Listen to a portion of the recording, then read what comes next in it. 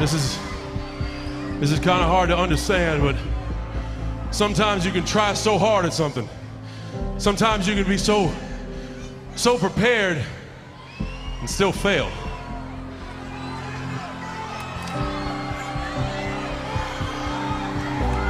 And with every time you fail, it's painful. It causes sadness. I've often said a man's character is not judged after he celebrates a victory, but by what he does when his back is against the wall. So no matter how great the setback, how severe the failure, you never give up. You never give up. You pick yourself up, you brush yourself off, you push forward, you move on, you adapt, you overcome. That is what I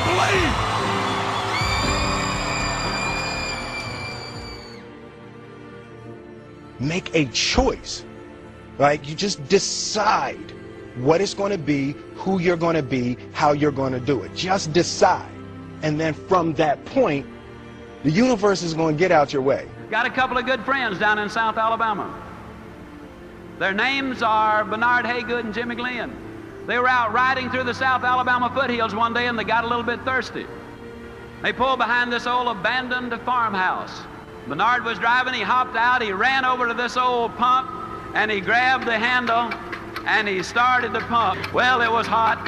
It was August and old Bernard wanted a drink of water. And after he'd been pumping a couple of minutes, he said, "Jimmy, better get that old bucket over there and dip some water out of that creek. We're going to have to prime the pump." How many of you know what I'm talking about when I say you got to prime the pump? Well, for you non-pumpers, that just means that you got to put something in here before you can get something out here. See, a lot of people stand in front of the stove of life and say, "Stove, now give me some heat, then I'll put some wood in you." A lot of times the secretary says, "Boss, give me a raise, then I'll start coming to work on time." So many times the student will say, "Teacher, just give me a passing grade this semester. My folks are going to tear me up if I don't have a passing grade. Then next semester I'll guarantee you I'll study." Can you imagine the farmer saying, "Lord, give me a crop this year and I promise I'll plant next year"? No, it doesn't work that way.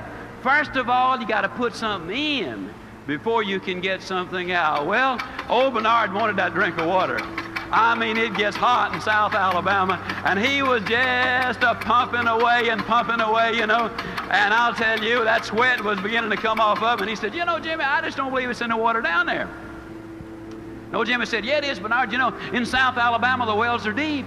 And we're glad they are because, you see, the deeper the well, the cooler, the cleaner, the sweeter, the purer, the better tasting that water is." And isn't that the story of life?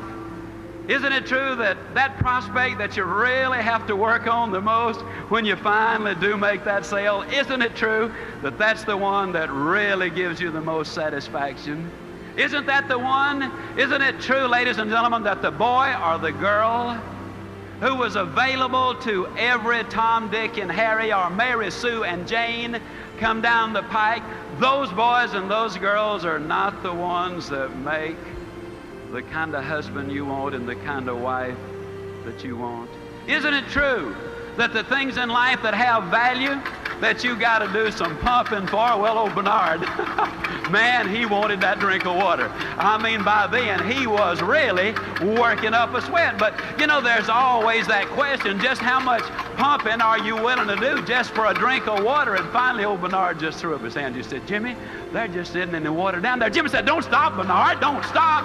If you stop, it goes all the way back down, and then you'll have to start all over." And isn't that true? See, there's no way you can look at that pump and say, "Yeah, just 2 more strokes and I got it," because you might have to pump another 10 minutes. There's no way you can look in the head of that prospect and say, "Yep, just 2 more closes and I got him," because, you know, it might really take a lot of pumping. But this we know that if we pump long enough and hard enough and enthusiastically enough, that eventually the reward that follows the effort will always bring forth the reward. And if you notice that once you get it to pumping, that then all you got to do is just keep a little easy, steady pressure on it, and man, you're going to get more water than you know what to do with. Isn't it true that when things are good, they get better, and when they're bad, they get worse?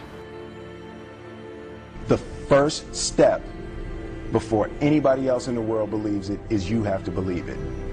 There's no reason to have a plan B because it distracts from plan A. Winners win and losers lose. You need to look at yourself in the mirror and say, why are you only giving 50%? What's wrong with you? Listen to me, you can have what you want, you can be what you want, you can do what you want, and you can drive that sweet BMW I saw on my way in today.